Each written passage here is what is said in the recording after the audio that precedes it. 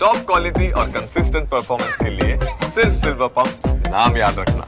જ્યારે દુલાનું પાત્ર વાંચ્યું હતું, જ્યારે પહેલી વખત છેલ્લો દિવસની સ્ક્રિપ્ટ આવી હતી, ત્યારે મગજમાં એવું હતું કે આટલું જબરજસ્ત લોકપ્રિયતા મળશે. નતું મને તો ઉડતાનો એવો પ્રશ્ન હતો કે આ કરું કે ના કરું, આવું કેરેક્ટર કરીને શું કરી લઈશું. સો ફિલ્મ હું હંમેશા પ્રોસેસમાં માનવાવાળો માણસ છું અને મહેન્દ્રસિંહ ધોનીનો બહુ મોટો ફેન છું, એટલે એ પણ એ જ વાત કહે છે અને ત્યારથી હું બિલીવ વધારે કરું છું કે ભાઈ પ્રોસેસ ઇઝ ઇમ્પોર્ટન્ટ. તમને રિઝલ્ટ તો જે આવવાનું છે તમારા હાથમાં જ નથી. ક્યારે એવી મોમેન્ટ આવી કે યાર બસ હવે થઈ ગયું, નથી કરવું? પહેલેથી મારા માટે જે ફર્સ્ટ પ્રાયોરિટી રહી છે એ એક્ટિંગ જ છે, થિયેટર છે અને cinema.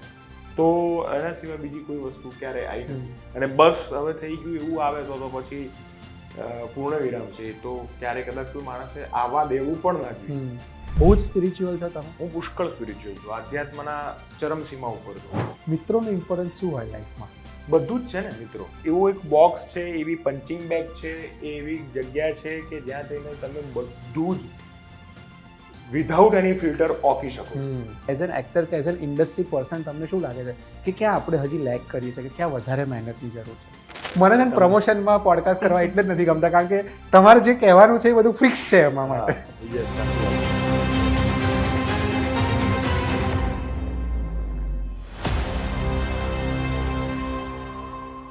Hello, welcome to News Capital podcast.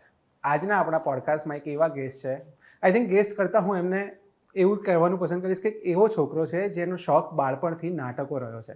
શોખ એટલો બધો નાટકો પ્રત્યે, એટલો બધો પ્રેમ નાટકો પ્રત્યે કે માસ્ટર્સ પણ એમને ડ્રામામાં જ કર્યું. એના પછી ફિલ્મો કરી, નાટકો કર્યા, પણ એક ફિલ્મ એવી આવી જેણે એમની આખી જર્નીને યાદગાર બનાવી દીધી.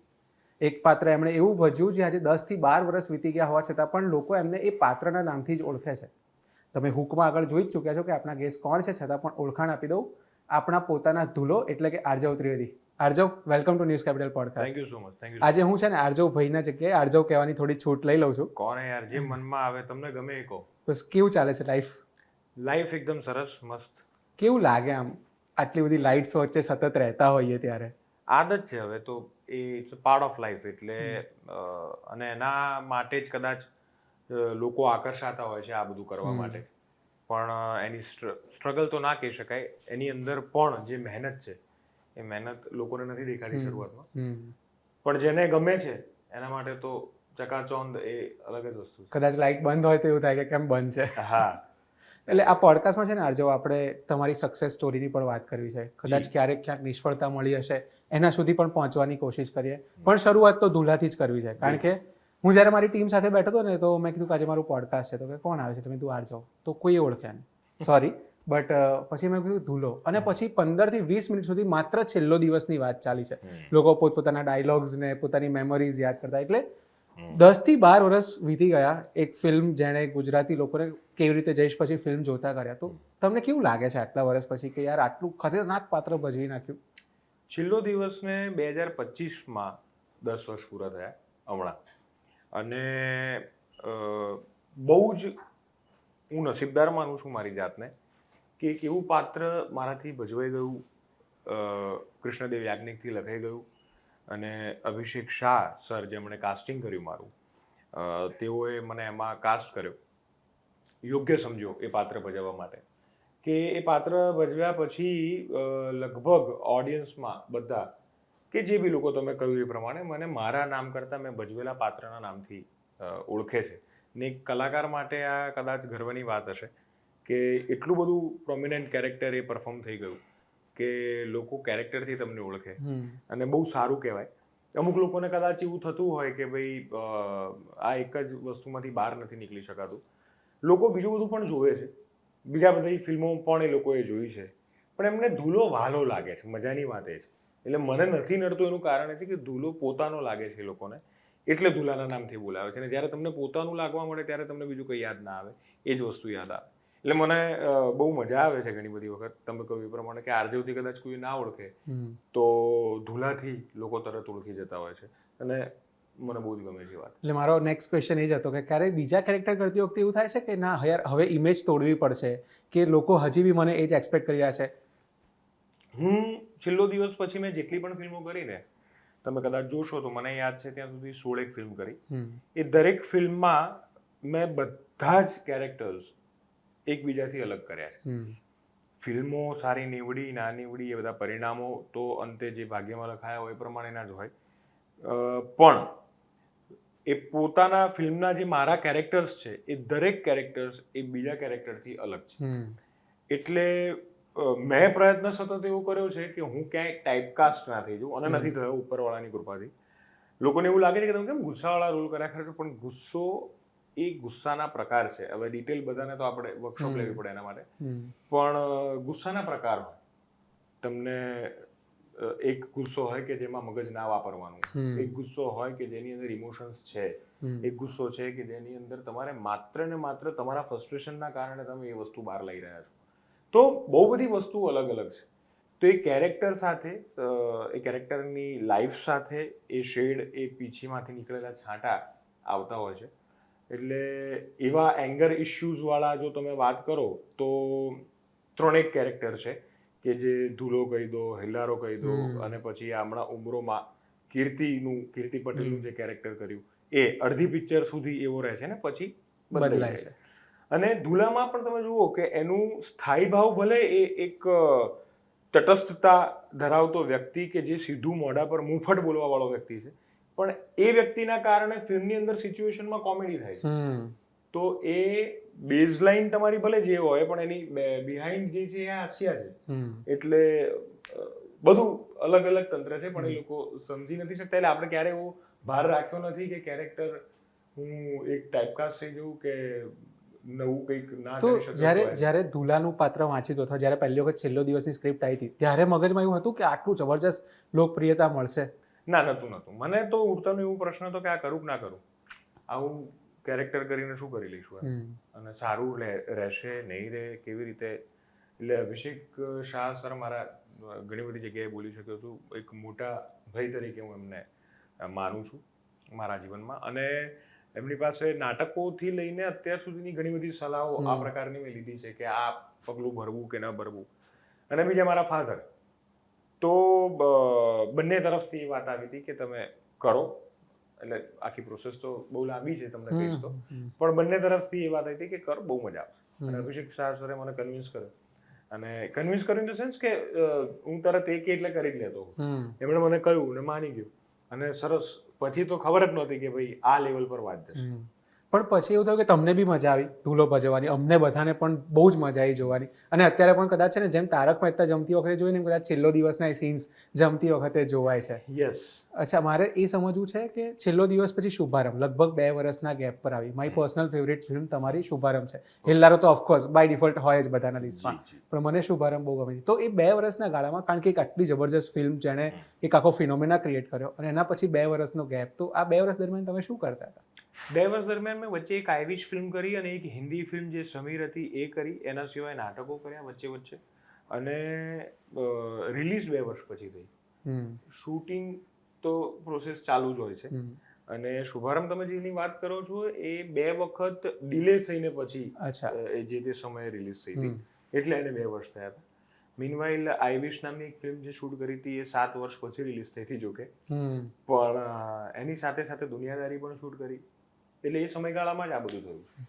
તો ક્યારે એવું થાય છે કે યાર બહુ એક્સપેક્ટેશન સાથે ફિલ્મ કરી હોય અને એવું થઈ જાય કે યાર આ તો ચાલવી જ જોઈએ, અથવા આમાં તો જેમ કે નાટકમાં એવું શીખવાડે ને કે તમને નથી ખબર કે ક્લેપ ક્યાં મળશે, તમે જ્યાં એક્સપેક્ટ કર્યું છે ત્યાં ક્લેપ નાય મળે, અને જ્યાં નથી એક્સપેક્ટ કર્યું ત્યાં મળે. તો લાઈફમાં કઈ રીતે તમારી ફિલ્મોની રિલીઝ સાથે અનસર્ટેનિટી તમે કઈ રીતે રિલેટ કરો? હું તો કહું છું, લાઈફની ફિલ્મની વાત છોડી તો દરેક વસ્તુ નેક્સ્ટ મોમેન્ટ શું છે ક્યાં ખબર છે. અહીંયાથી હું જઈશ નીચે, પછી મને ક્યાં ખબર, મને એટલી ખબર છે કે હું ઘરે જઈશ, પણ પહોંચીશ કે પછી કશે બીજે જવાનું થશે, કે કોઈ બોલાવશે ત્યાં જવાનું થશે, કે કોઈ બીજા પોડકાસ્ટમાં જવાનું થશે, મને નથી ખબર. સો ફિલ્મ હું હંમેશા પ્રોસેસમાં માનવા વાળો માણસ છું, અને મહેન્દ્રસિંહ ધોનીનો બહુ મોટો ફેન છું. એટલે એ પણ એ જ વાત કહે છે, અને ત્યારથી હું બિલીવ વધારે કરું છું કે ભાઈ પ્રોસેસ ઇઝ ઇમ્પોર્ટન્ટ. તમને રિઝલ્ટ તો જે આવવાનું છે તમારા હાથમાં જ નથી. એટલે આપણે ગીતાનો સાર લઈએ તો પણ એ જ વાત છે કે કર્મ કરો, ફળની ચિંતા ના કરો. એટલે હું ક્યારેય એ વિચારમાં નથી હોતો કે આ ફિલ્મનું શું થશે, કે કઈ રીતે ઓડિયન્સ લેશે. હું બનાવતી વખતે એ ચિંતામાં હોઉં ખાલી કે ભાઈ આપણે આવું કરીએ નહીં ત્યારે આવું થશે એમ. ધારણા તો પ્રિકોશન્સ લઈ શકીએ આપણે. ધારણા દરેક વ્યક્તિ બાંધતા હોય છે, અને એમાં તો મનુષ્ય સ્વભાવ તરીકે એ વસ્તુ બહાર જ ના નીકળી શકે. એટલે એટલો ખાલી પ્રશ્ન હોય કે આવું કરીએ તો વધારે સારું થશે, આવું કરીએ તો વધારે સારું થશે. બની ગયા પછી એમાં કોઈ પ્રશ્ન મને નથી હોતો. જે થવાનું છે એ થશે, અને આપણને આટલા વખતના કામ પછી અનુભવથી એટલી ખબર પડતી હોય છે કે ભાઈ કઈ વસ્તુ કેવી રીતે કદાચ વર્ક કરશે કે ઓડિયન્સને, પણ તે છતાં બી એમાં તમે ઘણી બધી જગ્યા પર ખોટા સાબિત થાવ છો. તો ક્યારેય તમે આટલું એકદમ ચાઇલ્ડહુડથી નાટક કરો છો તમે, એટલે એક્ટિંગ કરો છો, અને તમે હમણાં ઓફ કેમેરા એવું કીધું કે જ્યારે તમે પહેલી વખત બાયોડેટા આપ્યો ત્યારે જબરજસ્ત પેજીસ લાઈક 1001 પાના હશે આપ્યો એ પ્રમાણે, તો ક્યારેય એવી મોમેન્ટ આવી કે યાર બસ હવે થઈ ગયું, નથી કરવું, કે કોઈ સેકન્ડ ઓપ્શન હતો ક્યારેય? ના, સેકન્ડ ઓપ્શન કોઈ ક્યારે હતો જ નહીં. મારું ગમતો વિષય એક ક્રિકેટ છે, જેમાં હું ઘણો આગળ વધી શક્યો હોત અને બહુ બધી પોસિબિલિટીઝ હતી, પણ પહેલેથી મારા માટે જે ફર્સ્ટ પ્રાયોરિટી રહી છે એ એક્ટિંગ જ છે, થિયેટર છે અને સિનેમા છે. તો એના સિવાય બીજી કોઈ વસ્તુ ક્યારે આવી નથી. અને બસ હવે થઈ ગયું એવું આવે તો પછી પૂર્ણ વિરામ છે. તો ક્યારે કદાચ કોઈ માણસે આવવા દેવું પણ ના જોઈએ. તમે જે રીતે વાત કરો છો ને, મને એવું લાગે છે કે તમારા થોટ્સ બહુ જ ડીપથી આવે છે. એટલે મારે એ પૂછવું છે કે આજકાલ શું વાંચો છો તમે? કારણ કે તમે લખો છો એ તો મને માહિતી છે. હા, યસ, લખું છું. વધારે સ્પિરિચ્યુઅલ હું વાંચતો હોઉં છું. વાંચન મારું થોડું ઓછું છે લોકો જે વાંચતા હોય છે એના કરતાં. એટલું એક્ટર તરીકેનું જે વાંચન હોવું જોઈએ એવું મારું વાંચન નથી. પણ હું જે મિત્રો ને મારા જે ગુરુ છે ને એ બધા છે, એમની સાથે જે સાનિધ્યમાં આવું છું, એ વિચારોની અસર મારા ઉપર થતી હશે કદાચ, તમને જે લાગે છે. એટલે મેં તમારી સમરસ સિરીઝ વિશે વાંચ્યું છે, જે તમે કોરોના પછી તમારા ઇન્સ્ટાગ્રામ પર એક આખી સ્ટોરી છે જેમાં આઈ થિંક 400-500 સ્ટોરી તમે હાઇલાઇટ કરેલી છે, જેમાં તમે કોટ્સ લખી રહ્યા છો. તો એ કેવી રીતે આવે છે એ બધું? એટલે ઘણા બધા લોકોને કેવું હોય કે આમ વિચારે અને તરત આવી જાય. ઘણા બધા લોકોને એવું હોય કે હાથમાં કાગળ પેન આવે ને તરત આવી જાય.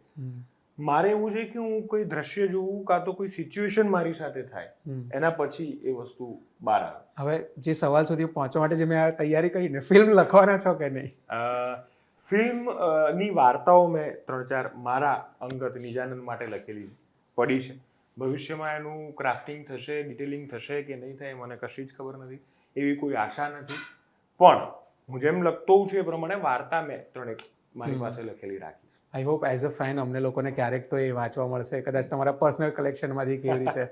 આપણે તમારી અપકમિંગ ફિલ્મ બ્લેક બર્થડે વિશે પણ વાત કરવી છે, પણ એ પહેલા હજી એક પ્રશ્ન મને હેલ્લારો વિશે છે કે હેલ્લારોને નેશનલ એવોર્ડ મળ્યો, એના પછી એક એરા હતો કે છેલ્લો દિવસ પછી એક એરા હતો હેલ્લારો પછી, તો એક એક્ટર તરીકે તમારી લાઈફમાં શું શું બદલાયું?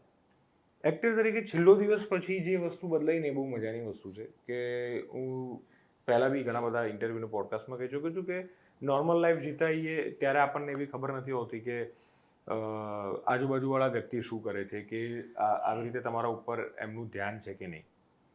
પણ પછી એટલે નોર્મલ લાઈફમાં ઘણી વખત હું ચાલવા જતો, મારો રેગ્યુલર રોડ આઈએમ બધું ચાલવાનું ને એ બધું મારા ટાઈમિંગ્સ હતા. એ કટ્ટુ જ્યારે ફિલ્મ રિલીઝ થઈ એના પછીના જ અઠવાડિયાથી અસર ચાલુ થઈ ગઈ કે હું મારા ભાઈ સાથે, મારા મિત્ર સાથે જે ચાલવા જતો હતો એ ચાલવાનું અઘરું થવા મળ્યું. ત્યાં લોકો ઓળખવા મળ્યા. હુડી પહેરીને જઈએ તો પણ ઓળખી જાય, મોઢું ઢાંકીને જઈએ તો આંખોથી ઓળખી જાય. અને આ પિક્ચરનો તો પ્રેમ ઉપરવાળાની કૃપાથી બહુ ગજબ હતો. તો સમહાઉ ક્યાંક ને ક્યાંક તમને એવી ખબર, એટલે એવું થવા મળે કે હવે હું મારી મોજમાં મારા પર્સનલ પેલા પોઈન્ટ ઓફ વ્યૂથી નહીં આગળ કામ કરી શકું, એટલે ફરી શકું કે બહાર નહીં રહી શકું જનરલ પોઈન્ટ ઓફ વ્યૂથી. ત્યારે એ વસ્તુ મને એવી થઈ હતી કે અરે આ તો અઘરું થઈ ગયું યાર, હવે શું કરીશું. પણ પછી એ વસ્તુ બી છે કે તમને કદાચ જે કરવું હતું એ જ મળી રહ્યું છે, એટલે કદાચ આની માટે જ તો આટલા વર્ષોથી મહેનત કરતા. પણ એ પહેલી મોમેન્ટ જ્યારે તમને પહેલી વખત કોઈ ઓળખી ગયું હશે ત્યારે, કારણ કે આપણે ગુજરાતીઓ છે નાટક પ્રત્યે થોડા ઉદાસ છીએ, પણ ફિલ્મમાં એ જ વસ્તુ આવે ને તો આપણને મજા આવે છે, આપણે એને સેલિબ્રિટી તરીકે જોઈએ છે. તો જ્યારે પહેલી વખત તમને કોઈ ઓળખી ગયું હશે ત્યારે શું ફિલિંગ હતી? બહુ મજા આવી હતી. અને શરૂઆતના તબક્કાઓમાં તો મેં એવું પણ કરેલું છે કે મારા અલગ અલગ નામથી હું લોકોને, એટલે મને કોઈ આવીને એમ પૂછે ને કે તમે છેલ્લો દિવસના ફિલ્મમાં છો એ ને, એટલે હું ના પાડતો. પછી કે એ સર્ચ કરીને આવે, તમે જ છો જો આરદેવ ત્રિવેદી, એટલે હું એમ કહું કે ના મારું નામ બીજું છે. અચ્છા. પછી લોકોને ઝઘડો થાય, શરત લાગે ને એવું બધું બી થઈ જતું. કેમ કે મેં છેલ્લો દિવસ ફિલ્મ પૂરી થઈ અને તરત જ 1.5 મહિનામાં 25 કિલો વજન ઉતારી દીધું. એટલે કોઈ મને ઓળખી નતું શકતું. હમ. એ એક બીજા ઓળખી નતું શકતું ઇન ધ સેન્સ સીધું એ લોકોએ મને પૂછવા આવવું પડતું હતું કે તમે જ છો ને, એમ ક્વેશ્ચન માર્ક ઊભો થતો. તો એની મજા મેં થોડી લીધેલી અને ક્રૂર આનંદ લીધો તમે તમારા ફ્રેન્ડ્સનો. Yes yes. ઓકે, તમારો નાટક પ્રત્યેનો, એક્ટિંગ પ્રત્યેનો પ્રેમ તો ધીરે ધીરે સમજાઈ રહ્યો છે, પણ એક ફિલ્મ હતી ધમણ, જેમાં તમે લિગામેન્ટના ઇશ્યુ સાથે શૂટ કરી. લાઈક લિગામેન્ટના ઇશ્યુ હોય ત્યારે ઘણા લોકો ઊભા રહેવાનું પણ ટાળતા હોય. તો આ આટલું પેશન ક્યાંથી આવે છે કે ના સેટ પર જવું જ છે, કરવું જ છે? આની બહુ ઇન્ટરેસ્ટિંગ વસ્તુ છે. હવે આમાં જેને વિશ્વાસ હશે એના ઉપર વાત છે. હું એક્ઝેક્ટ એવું હતું કે આ ફિલ્મ ચાલુ થવાની હતી એના એક અઠવાડિયા પહેલાં અમે લોકોને વર્કશોપ માટે, મને અને જે લીડ એક્ટ્રેસ કરી રહ્યા હતા, એમ જેમનું નામ કથા પટેલ છે, એને બંને જણ વચ્ચે બોન્ડિંગ થાય અને જરાક એ કેમિસ્ટ્રી દેખાય એના માટે થઈને બંને જણને સાથે અહીંયાથી જવાનું હતું રાજકોટ. ફિલ્મ આખી રાજકોટમાં શૂટ થઈ છે. અમારી ડિરેક્શનને બધાની ટીમ સાથે હતી, ત્યાં પહોંચી ગઈ હતી. અને હું કોસ્ચ્યુમનું ટ્રાયલ કરીને ઘરે આવતો હતો. મને કાર કરતાં બાઇક ચલાવવાનો વધારે શોખ છે અને બાઇક પરથી હું સમહાઉ હનુમાનજીનું એક મંદિર છે મારા ઘર પાસે, ત્યાં આગળ સ્લીપ થયું, બાઇક પડ્યો અને હનુમાનજીના મંદિરના દરવાજે પડ્યો. ઓહો. બાઇક મારા પગ ઉપર, મારો પગ આખો ટ્વિસ્ટ. હિંમત કરીને ત્યારે ઊભો થઈ ગયો, પણ ઊભા થયા પછી પહેલું પગલું માંડ્યું એટલે ખબર પડી કે પતી ગઈ વાર્તા, કંઈક લોચો છે આ. ગમે તેમ કરીને ઘરે પહોંચી ગયો. ઘરે પહોંચ્યા પછી જોયું તો 5-10 મિનિટની અંદર જ પગ સૂજી ગયો હતો. મને લાગે છે કે આ કંઈક વધારે અઘરું છે. આઈસિંગ ચાલુ કર્યું. મેં ડિરેક્ટરને, પ્રોડ્યુસરને ફોન કરી દીધા કે આવો પ્રોબ્લેમ છે, અત્યારે હું આવું છું, હમણાં કોઈ ડિસિઝન ના લેતા, શું થાય છે એક દિવસ પછી આપણે નિર્ણય લઈએ છીએ. એટલે એ લોકો તો ત્યાં સુધી પહોંચી ગયા હતા કે જો તમને કદાચ મોટો ઇશ્યુ હશે તો આપણે ફિલ્મ આખી 2-3 મહિના પછી કરીશું. અને એ વસ્તુ મને પર્સનલી એવો વ્યક્તિ છું કે મારા કારણે કોઈને કંઈક ઊભા રહેવું પડે કે કંઈ તકલીફ પડે તો મને સતત એ રિગ્રેટ રહ્યા કરે. તો મેં મારા ગુરુજી છે એમની સાથે વાત કરી ને બધી મેં આજુબાજુમાં ચર્ચા કરી. એમણે મને હિંમત આપી અને કીધું કશું નથી, ચિંતા ના કરીશ, કર. મેં એમના આશીર્વાદથી કામ કરવાનું ચાલુ કર્યું. રિહર્સલ્સ અમે ચાલુ કર્યા, વર્કશોપ ચાલુ કર્યા. ત્યાં રાજકોટમાં અમે હોસ્પિટલમાં બતાવ્યું, એક્સરે પડાયો, કશું જ આવ્યું નહીં, લિગામેન્ટમાં ખાલી તકલીફ છે એવું એમણે કહ્યું. અને દરરોજ આઈસિંગ ને બધું કરતાં કરતાં એક દવા આપી હતી, એ લેતા લેતા પાટો બાંધીને દરરોજ એ ફિલ્મ, અને એક્શન ફિલ્મ છે જેની અંદર કેબલ ફાઇટ પણ મેં કરેલી છે. અને એ ફાઇટ 3 થી 4 ફાઇટ સિક્વન્સ છે એની અંદર. આર્મી નો હું રોલ કરું છું એમાં.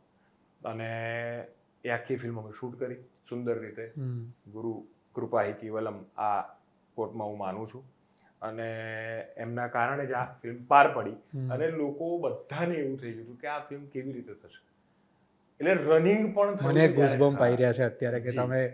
અને રનિંગ એટલે જ્યાં દોડવાનું છે ત્યાં દોડ્યો પણ છું. ખાલી આખી ફિલ્મમાં એક જ સીનમાં એક જ જગ્યા પર એક શોટ એવો છે કે જેમાં ખબર પડે છે કે આનો પગ લંગડાય છે.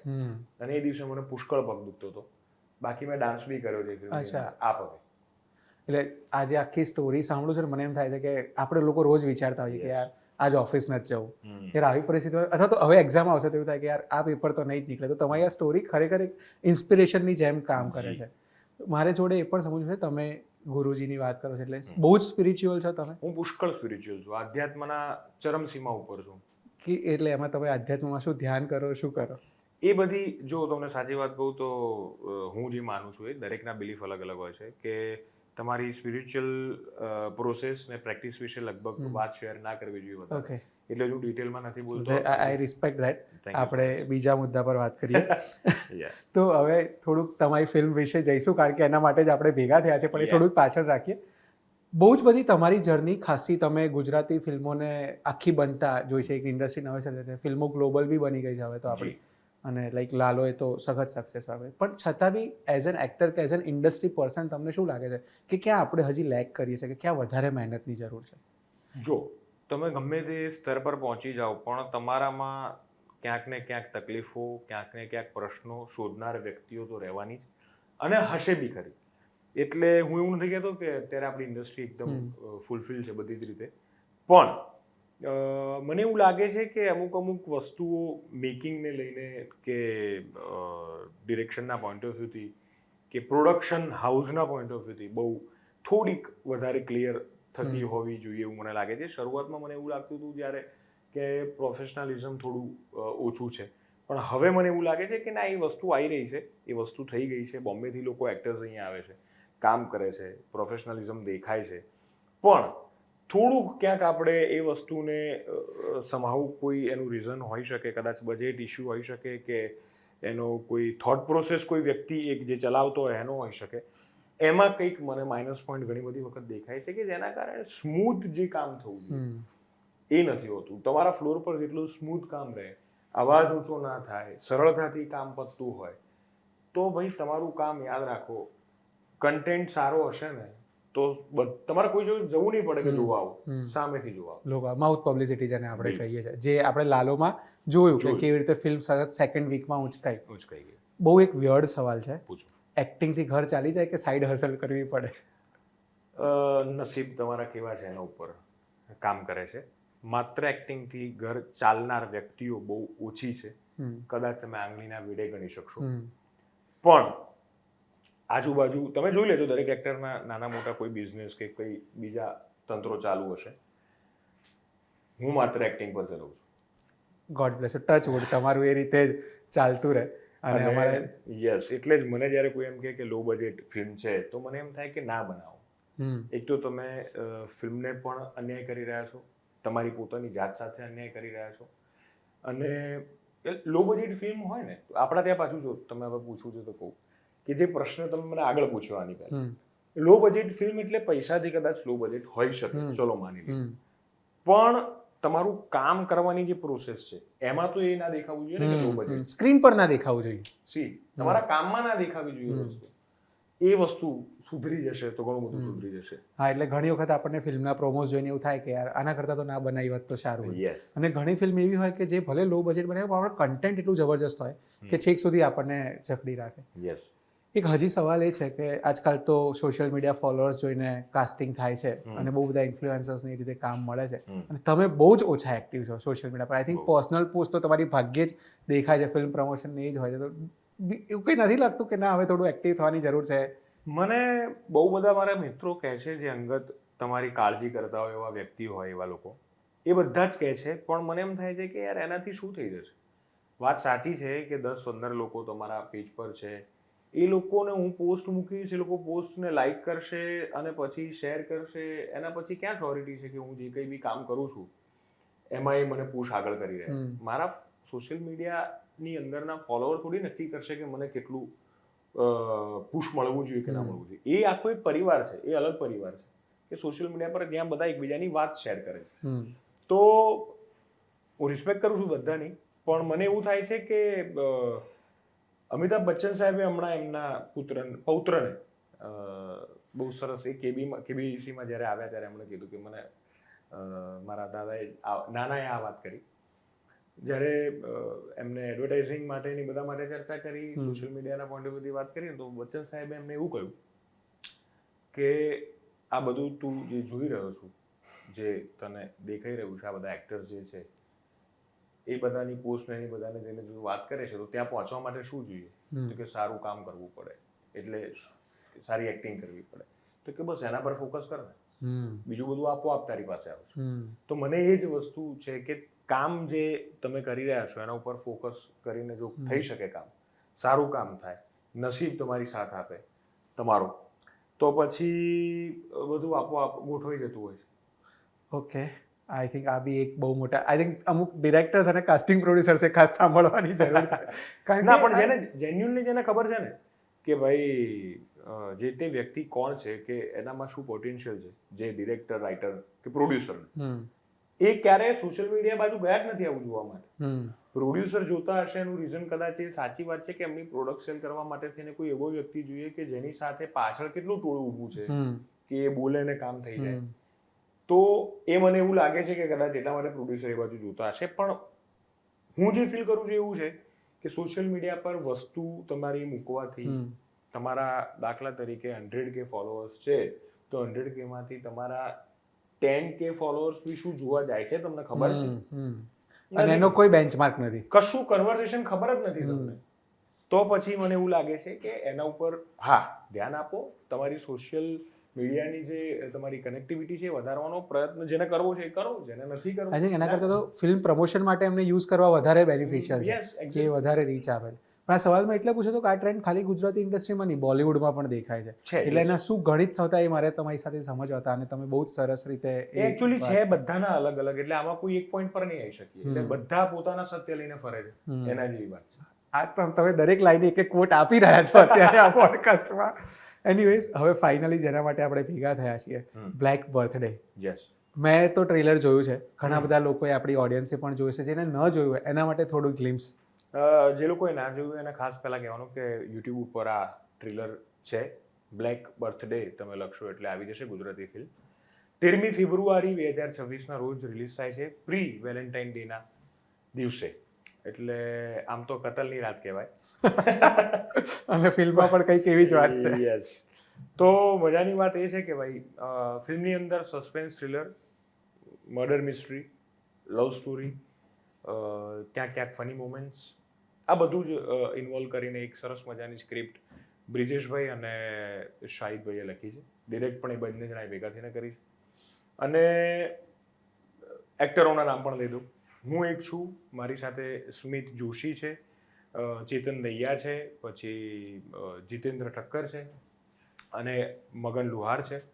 આ સિવાય ફિમેલ કેરેક્ટર્સની અંદર વાત કરીએ તો યોગિતા બેન છે, પછી ધ્રુવી સોની છે. આ બધા જ ભેગા થઈને એક સરસ મજાનું વૃંદ ઊભું કરે છે અને મજા આવે છે આ ફિલ્મની. મને જો તમે ફરી વૃંદનું ના લીધું એટલે મને ફરી તમે સ્ટેજ પર દેખાયા કે આ બધા વર્ડ્સ જનરલી ત્યાં આગળ યુઝ થતા હોય, એટલે મેં તમને વાંચવાવાળો સવાલ પૂછ્યો હતો. આ ટ્રેલરમાં મને પર્ટિક્યુલર પેલો સીન બહુ ગમ્યો જ્યારે ચેતન દૈયા તમે અને તમારા કોઈ એક્ટર ઊભા છો અને એને કહે છે કે હવે તમારા ગ્રુપમાં હજી ઘાત છે અને હજી કોઈક મરવાનું છે, અને જે સ્માઇલ એમના ચહેરા પર છે, જે ડર તમારા ચહેરા પર દેખાય. મને પર્સનલી એ સીનમાં બહુ મજા આવી. આઈ થિંક ફિલ્મમાં પણ એટલી જ મજા આવશે. મર્ડરર કોણ છે એ તો 13મી તારીખે તમને ખબર પડશે. ચલો, આ મસ્તી માટે જ સવાલ હતો કારણ કે નહોતા જ કહેવાના તમે. હવે થોડીક બીજી એવી વાતો કરીએ હળવી. તમારું ફેવરિટ ફૂડ શું છે? મારું ફેવરિટ ફૂડ, હું એકચ્યુઅલી ફૂડી છું, હું બધું જ ગજબ લેવલ પર ખાઉં છું, પણ પર્ટિક્યુલર એક પોઈન્ટ પર આવું તો હું વડાપાઉં, મને બહુ મજા આવે ખાવાની. કોઈ ફેવરિટ સ્પોટ છે કે જ્યાં ત્યાં જઈને જ ખાતા હો? હા, એક તો છે શ્રીજીનો વડાપાઉં, અને બીજું શ્રીજી વિજય ચાર રસ્તા. ના, વિજય ચાર રસ્તા નહીં, વસ્ત્રાપુર વાળું. ઓકે, બંને બ્રાન્ચ એક જ છે, પણ વસ્ત્રાપુર હું વધારે ખાતો હોઉં છું અને ત્યાંનો વધારે સ્વાદ મને ગમે છે. અને બીજું બજરંગ, ડિનર બેલની સામે. યસ. હા, બહુ બધું. અમે બહુ જીએમડીસીમાં ક્રિકેટ રમતા ને એના પછી લગભગ બધા છોકરાઓ ત્યાં આગળ બેસતા હોય. બહુ વર્ષોથી અમે ત્યાં, બહુ જ વર્ષોથી હું ત્યાં ખાવા જતો હતો અને હજુ પણ ખાવા જઉં છું જ્યારે ડાયટ ના હોય ત્યારે. અમદાવાદના સ્પોટ્સની વાત કરીએ તો ક્યાં આગળ, જ્યારે તમે ફેમસ નહોતા, જ્યારે એક્ટર નહોતા, ત્યારે આ ભાઈબંધો સાથે રખડવા જતા હોય, એવા કયા સ્પોટ્સ હતા? બહુ બધા. જેમ કે સૌથી પહેલું તો મેં કીધું આઈએમ રોડ પર. આઈએમ રોડ પર હું ચાલતા, અમે લોકો ફરતા, રખડતા સાયકલ લઈને. પછી સેન્ટ ઝેવિયર્સ કોલેજ જ્યાં હું ભણ્યો એની આસપાસ અમે એ HL થી કોમર્સ સુધીનો જે રોડ છે અમારો, ત્યાં અમે લોકો ક્યાંક ને ક્યાંક બેઠા આવીએ. દર્પણ રસ્તા પાસે અમે ક્યાંક બેઠા આવીએ. પછી રિવરફ્રન્ટ બન્યું ધીમે રહીને. એ રિવરફ્રન્ટ પાસે અમે એક જગ્યા છે, ત્યાં પર્ટિક્યુલર જગ્યા ઉપર અમે જઈને બેસતા, હજુ પણ બેસીએ છીએ, તો બેસતા આવીએ અમે મિત્રો, અમુક ચોક્કસ મિત્રો ભેગા થઈએ ત્યારે. અને લેટ નાઇટ મળવાનું હોય, નાટકના રીડિંગ કરવાના હોય, તો હું TGBમાં જઈને બેસું છું. અમે લોકો ત્યાં વાંચીએ છીએ, ત્યાં આગળ નાટકો વાંચીએ છીએ, લખીએ છીએ, એવું બધું કરતા. મને તમે આમ તો મારે અહીંથી સમઅપ કરવું હતું, પણ હવે તમે મિત્રોની વાત કરીને તો એક છેલ્લો સવાલ, કારણ કે મને એવું લાગે છે કે મને તમારી પાસેથી એ જવાબમાં કંઈક મળશે. મિત્રોનું ઇમ્પોર્ટન્સ શું હોય લાઈફમાં? બધું જ છે ને મિત્રો. મિત્રો સિવાય તો જો તમને સાચું કહી દઉં, હમણાં તો બધા બહુ પોડકાસ્ટ ચાલે છે, એટલે પેલી સરસ મજાની મને છે ને પ્રમોશનમાં પોડકાસ્ટ કરવા એટલે જ નથી ગમતા, કારણ કે તમારે જે કહેવાનું છે એ બધું ફિક્સ છે એમાં માટે. યસ, સાચી વાત છે. પણ મિત્રો વગરની દુનિયા, એટલે પેલી એક જે વાત છે ને કે ભાઈ માં વિના સૂનો સંસાર ને બળ વિના સૂનો કંસાર, એના જેવી એક કોઈ લાઈન લખવી પડશે કોઈ કવિએ કે ભાઈ મિત્રો વિના શું. તો મને એવું લાગે છે કે બહુ ડ્રાય થઈ જાય લાઈફ તમારી, કેમ કે એક તમારું એવો એક બોક્સ છે, એવી પંચિંગ બેગ છે, એવી જગ્યા છે કે જ્યાં થઈને તમે બધું જ વિધાઉટ એની ફિલ્ટર ઓકી શકો. ઓકી એટલા માટે ખરાબ શબ્દ વાપર્યો કેમ કે તમે ખરાબ વસ્તુ પણ ત્યાં બોલી શકો છો, સારી વસ્તુ પણ ત્યાં બોલી શકો છો. જે કદાચ તમે એવું વિચાર્યું ને કે આ થઈ જશે ને પછી જો આખા ગામને કહીશ, પણ તમે ત્યાં સૌથી પહેલા જઈને લઈ લેશો. તો આ મિત્રતાની વાત કરું તો મારો એક મિત્ર છે જે ન્યુઝીલેન્ડમાં રહે છે. એનું નામ સુરીલ મહેતા છે અને અમે લોકો હમણાં જ બધા એ આવ્યો હતો, અમે બધા ભેગા થયા હતા. એ આવે ત્યારે અમારો આખો ગ્રુપ એક થઈ જાય અને બધા એટલે એટલી બધી જબરદસ્ત મિત્રતા કે જેટલા લોકો હતા એ બધા અહીંયા જે કામ કરતા હતા, ઇવન મેં, અમે બધાએ કામ પાછળ ધકેલી દીધા. એ જેટલા દિવસ આવ્યો હતો એટલા દિવસ બધાએ ઓફિસમાં રજા પાડી દીધી, જે લોકો વર્ક કરે છે લોકો, અને પ્રોપર એન ટાઈમ. એનું પણ એવું કે કદાચ અહીંયા બહારથી આવે તો લોકો તમને મળવા માટે બોલાવવાનું બધું, પણ રાત્રે 12 વાગ્યા પછી બીજા કોઈને ટાઈમ નહીં. 12 થી 4 અમે બધા બેઠા. અને એ વાળી મિત્રતાઓ જ બહુ લાંબી ચાલતી હોય છે કે જેને ટાઈમ નથી નડતા. લાઈક બહુ બધી વાતો એવી હોય ને કે આપણને એમ થાય કે યાર કોઈ જજ કરશે, અને ફ્રેન્ડ્સ ક્યારેય જજ નથી કરતા. આપણે કદાચ ખોટું કરતા હોઈએ ને તો એવું કે એક વખત તો કરી લે, પછી જોયું જશે, પછી લડી લઈશું. એટલે પણ થેન્ક યુ સો મચ આર્જવભાઈ. આ જો શરૂ આર્જવથી કર્યું હતું અને જે કન્વર્ઝેશન ચાલ્યું એના પછી આપોઆપ આર્જવભાઈ નીકળ્યું છે. થેન્ક યુ સો મચ, બહુ જ મજા પડી અને આઈ થિંક આપણે ફરી એકવાર મળીશું. મને પર્સનલી તમારી સાથે વાતો કરવાની બહુ મજા પડી છે. Thank you so much, thank you so much. હું તમને મળીશ એક નવા પોડકાસ્ટ સાથે, એક નવા ગેસ્ટ સાથે આવતા શુક્રવારે. ત્યાં સુધી જોતા રહો newscapital.com. ઓછા સમયમાં વધારે સમાચાર વાંચવા માટે ડાઉનલોડ કરો NC Shorts.